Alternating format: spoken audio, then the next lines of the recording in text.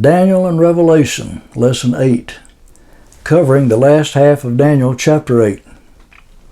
In the first half of Daniel chapter 8, we saw the Medo-Persian nation portrayed as a two-horned ram and the kingdom of Greece as a goat with one horn between its eyes. That was Alexander the Great. The goat attacked and defeated the two-horned ram, Medo-Persia, and became the newest world power in those days. Well, Daniel, wanting more information about what that new vision meant, he said in Daniel 8, 15 through 26, "When I had seen the vision and I was seeking the meaning, suddenly there stood before me one having the appearance of a man." Now in the Bible, no angel appears as female. All angels are seen as males. The Hebrew word used in reference to angels means male. Then I heard still another male voice saying, "Gabriel, make this man understand the vision." So Gabriel came near to where I stood, and when he came near me, I was afraid and fell on my face. Then Gabriel said unto me, "Understand, Son of man, that the vision you saw refers to the time of the end." You see, Daniel's visions kept narrowing down the possibilities of the Antichrist nation of origin.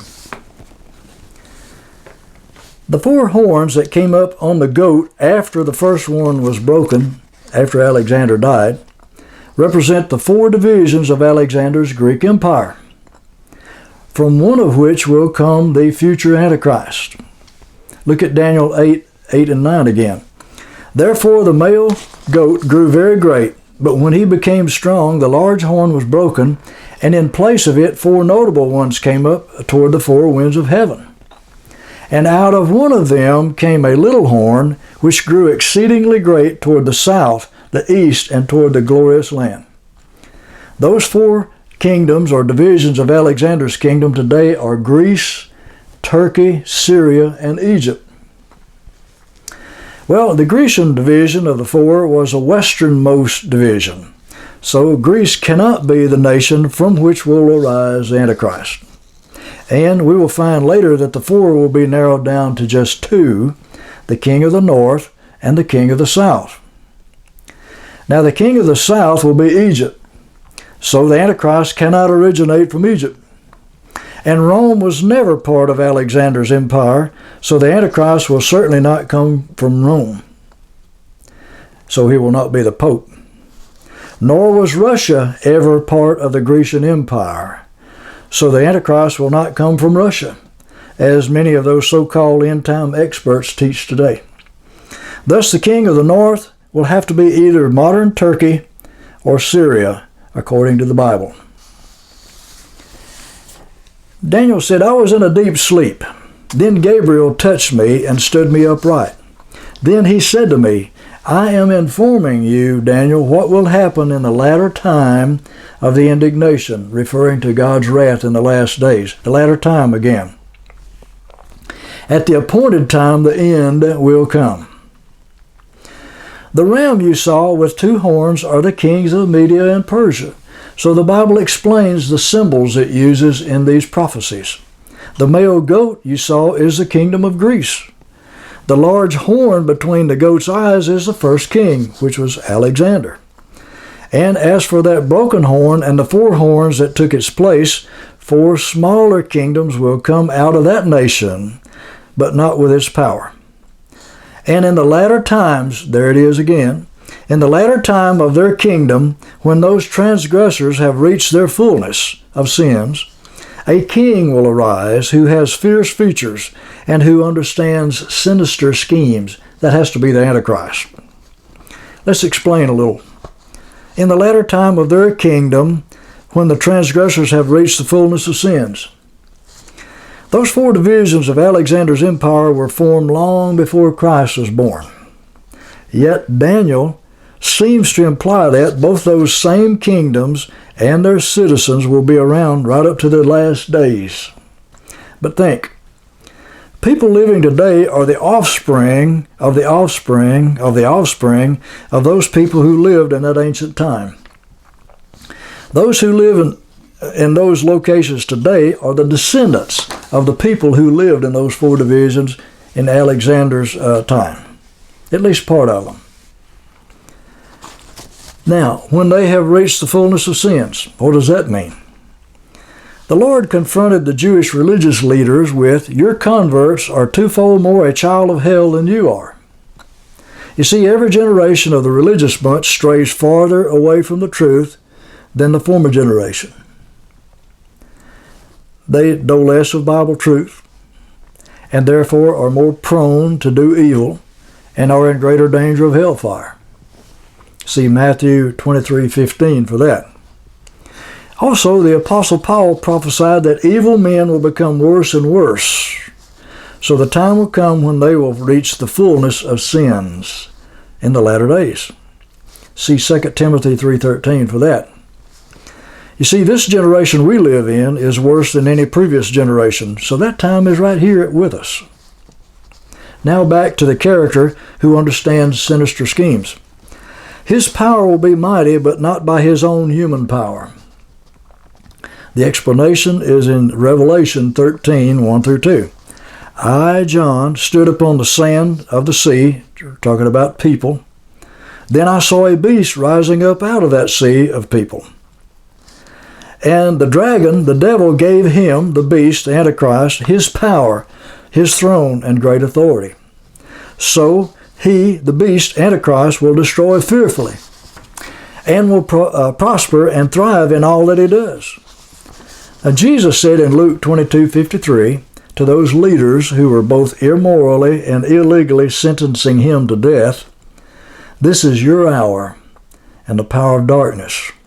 Thus both the Antichrist and all of his deceived followers will also have their hour of power and temporarily enjoy that darkness. Then the Antichrist will destroy the mighty and holy people, speaking of the Jews, for this is going to happen in the Middle East primarily. Through his cunning, he will cause deceit or lying or deception to prosper under his rule, and thus he will exalt himself in his heart, like saying, "Look what I'm getting away with," like many people do today. He will destroy many in their prosperity. Remember the 7-year covenant of peace the Antichrist will make with Israel. Daniel 9:27. He will confirm a covenant with many for 1 week, 1 7-year period of time. But in the middle of the week, after 3.5 years, he will break the contract and bring an end to the sacrifices and offerings.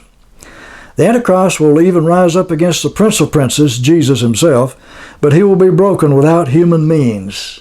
Now notice, not only do the prophecies of Daniel point out the Antichrist's nation of origin, another purpose of the book of Daniel is to proclaim the demise of the Antichrist and the setting up of the kingdom of God on this planet, an eternal kingdom. Daniel 2:44 is one of those scriptures. In the days of those 10 kings, the God of heaven will set up a kingdom which will never be destroyed, and that kingdom will not be left to other people, that is, to the unsaved.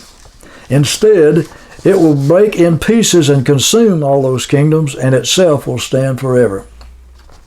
Another is Daniel 8:25. He, the Antichrist, will be broken without human means, which means the Antichrist will be destroyed supernaturally. Now Daniel 7:11-12. I, Daniel, watched because of the sound of the pompous words which that horn was speaking. I watched till the beast was slain, and its body was destroyed and given to the burning flame, hell.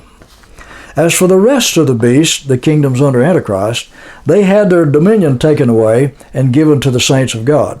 Yet their lives were prolonged for a season and a time. So the survivors of Armageddon will enter the millennium and be ruled with a rod of iron for 1,000 years.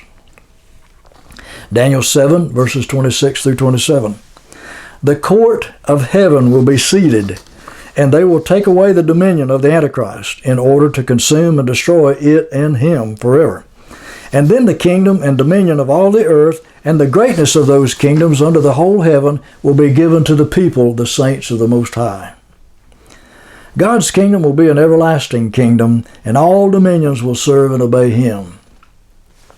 Now a sneak peek into Daniel 11:45. The Antichrist will come to his end and no one will help him.